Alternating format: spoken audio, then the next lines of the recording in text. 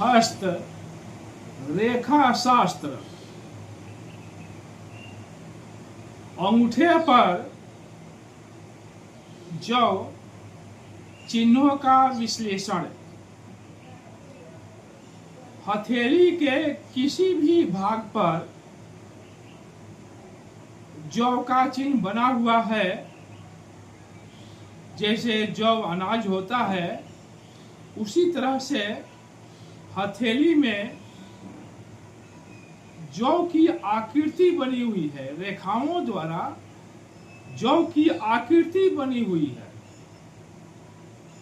तो हथेली के किसी भी भाग पर यदि जौ का चिन्ह है तो वह अशुभ माना जाता है, वह शुभ नहीं होता है। परंतु अंगूठे के मध्यमा और द्वितीय भाग जो है, मध्यमा और द्वितीय भाग का जो खंड है और जो तृतीय भाग का खंड है, यदि उस पर बना हुआ है तो अंगूठे के प्रथम जो खंड है, मध्यमा खंड है, द्वितीय खंड है, तृतीय खंड है, यदि इन खंडों पर, इन खंडों के जोड़ने वाली जो हड्डी है, जोड़ पर बना हुआ है, तो इन जोड़ पर यदि जौ का चिन्ह बना हुआ है या जो माला बना हुआ है, तो व्यक्ति को सुखी और पुत्रवान बनाती है।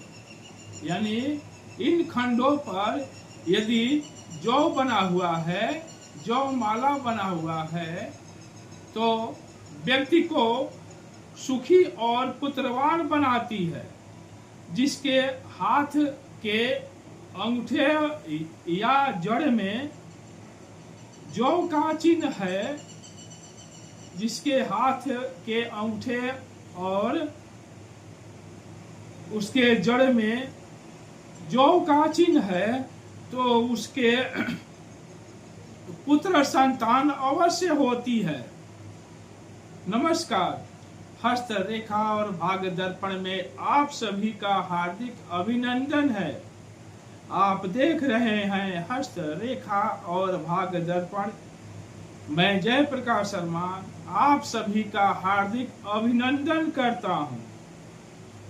आज के इस वीडियो में जो अनाज होता है उसकी आकृति यदि रेखाओं द्वारा बनी हुई है, हथेली में बनी हुई है, तो उसके बारे में चर्चा करते हैं।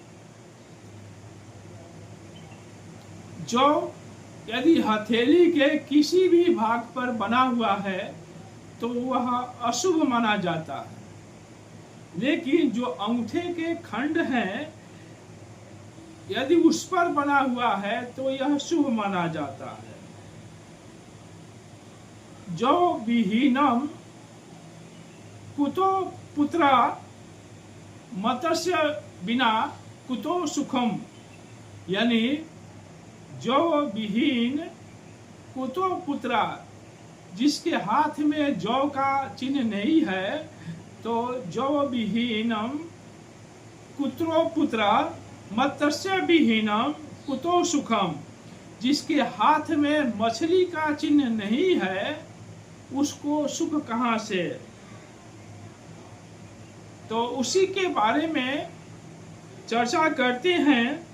जिसके हाथ में जौ का चिन्ह नहीं है, उसको पुत्र का सुख नहीं प्राप्त होता है, और जिसके हाथ में मछली का चिन्ह नहीं है, उसको धन कहाँ से मिलेगा? यदि पूर्ण जौ का चिन्ह बना हुआ है, यानी पूरी जौ का चिन्ह बना हुआ है, पूर्ण जौ का चिन्ह बना हुआ है, तो पूर्ण जौ चिन्ह वाला जातक जसवान, पुत्रवान, सुख वैभव से युक्त वह कुल दीपक होता है। तथा वह समाज में नाम कमाता है।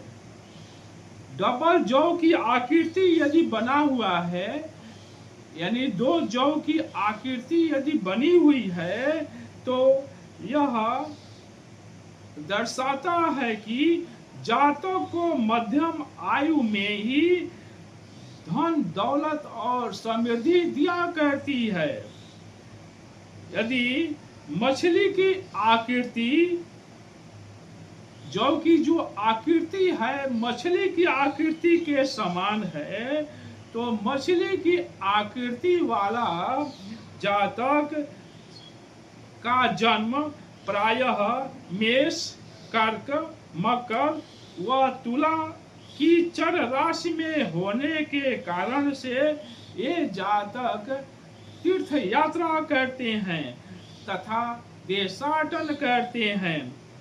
जौ माला की आकृति वाला जातक राजा का मंत्री या उच्च पदाधिकारी तथा प्रभावशाली होता है।